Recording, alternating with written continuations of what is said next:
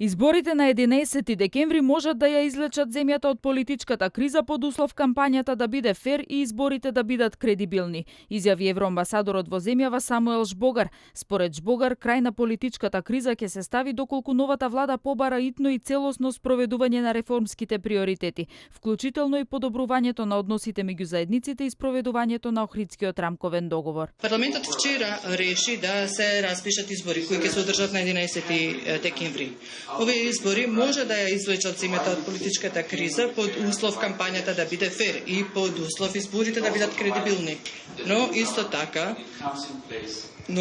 под услов дека новата влада кога ќе ја преземе функцијата и ќе побара итно искрено спроведување на реформските приоритети и сеопфатно исто така и во однос на меѓу нив и се и односите меѓу заедниците и спроведувањето на Охридскиот рамковен договор.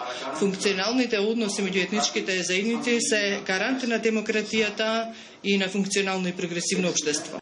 По посетата на Универзитетот Свети Климент Охридски во Битола и американскиот амбасадор во земјава Джес Бејли преку Твитер ги повика сите граѓани со право на глас, особено младите, да излезат и да гласаат, како на претседателските избори во САД, така и на предвремените парламентарни избори во земјава закажани за 11 декември. Слични пораки како Жбогар минатата недела при посетата на земјава испрати и еврокомесарот за преговори за проширување и соседска политика Јоханес Хан. Хан порача дека е важно изборите да бидат добро подготвени и изведени на начин на кој никој не ќе може да ги критикува, затоа што овие избори се темел за враќање на земјата на патот кон евроинтеграциите. Хан побара и да се работи на имплементирање на препораките на Прибе, а политичките партии да соработуваат за имплементација на итните реформски приоритети.